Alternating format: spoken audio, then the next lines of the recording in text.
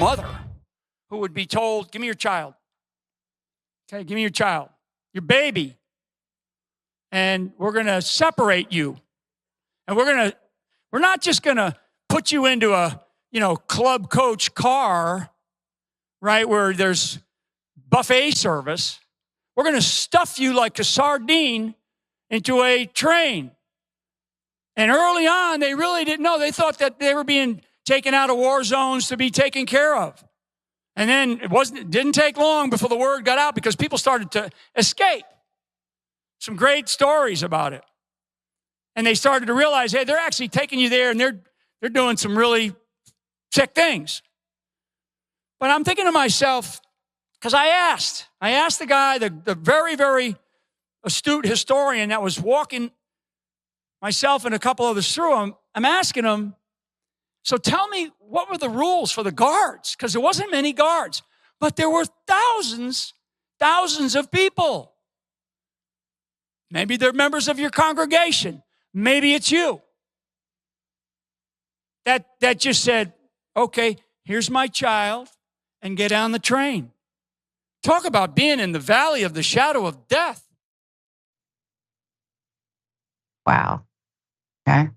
And to think this guy is probably being paid a lot of money to make the rounds on the circuit.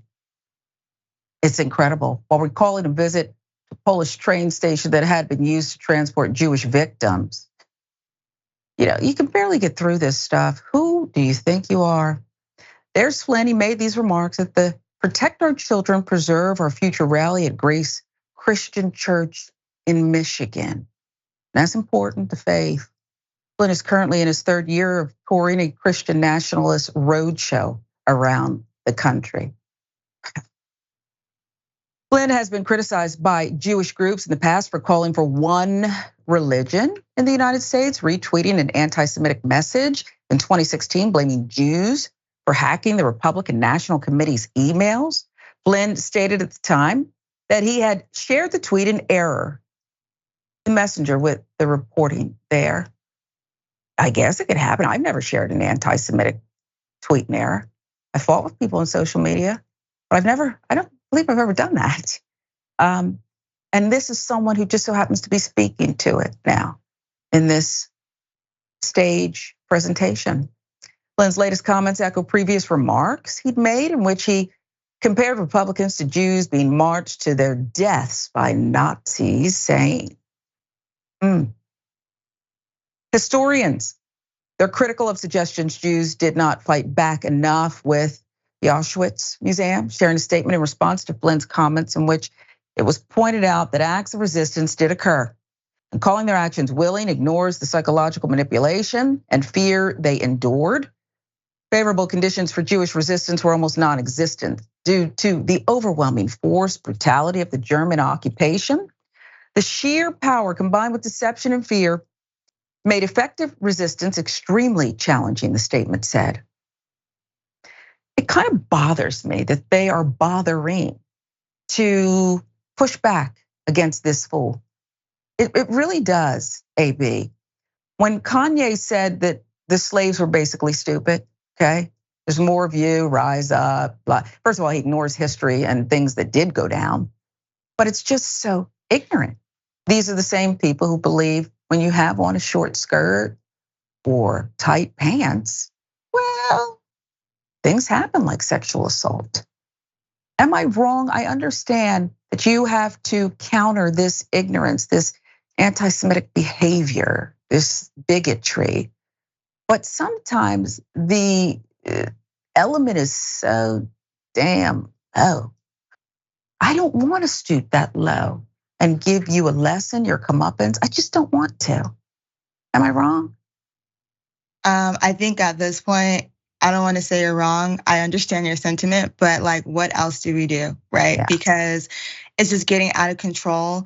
It's ridiculous. And it's almost like, who gives you the authority to tell a lesson in this capacity, right? And to teach people this, knowing that it's inaccurate, or just that you don't want to take accountability, right?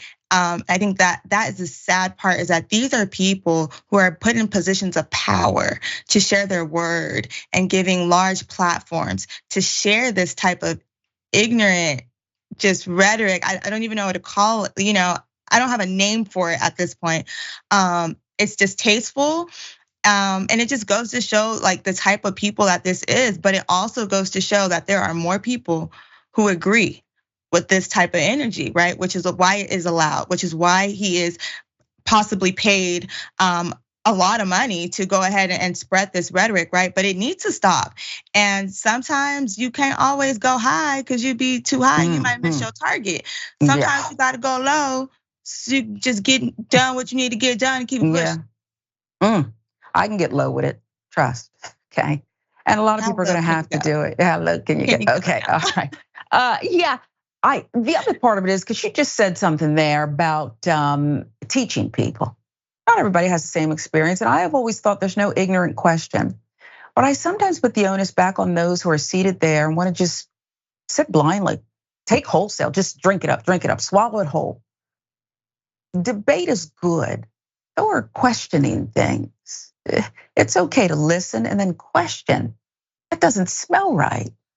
That doesn't sound morally sound. And I feel like too many people have been indoctrinated to the point where they're not even asking any questions. They're just drinking it in, even against their own self-interest. It's a phenomenon that I wonder, why are you doing this? Is it the hatred in your heart? Is it the mental laziness? What is it that makes people, A.B., want to do this? And when they act upon it, it seems, that's no excuse if they were to get in trouble with the law, act on some of this rhetoric. It's not gonna bail them out, is it? No, it's not. And I don't want to give anyone any excuses, right, for engaging in this and supporting it, right? But let's also remember that people can be manipulated, right? Regardless of what level of education that you have, your financial space in life, right? Like, people can be manipulated. And when you are fed this information for so long and so intensely, and especially by people of power, right? It is easy to believe. So when you don't have the resources, tools, or the wherewithal or reason to go and do the research yourself or to ask certain questions, you're not. I think that, there are people who are lazy and they are benefiting from this. And what they say, ignorance is bliss. And so they are living in blissful ignorance without question, and it has yet to come and affect them. But there will come a day. Yeah, and you know what? Thank you. Thank you for pushing back the way you did there, because I do now recall that there are other people who just have a need for somebody to speak directly to them and their circumstance. So they are ripe for this. They're easy marks for some of this, and we've got to consider what people are dealing with. Again, not an excuse.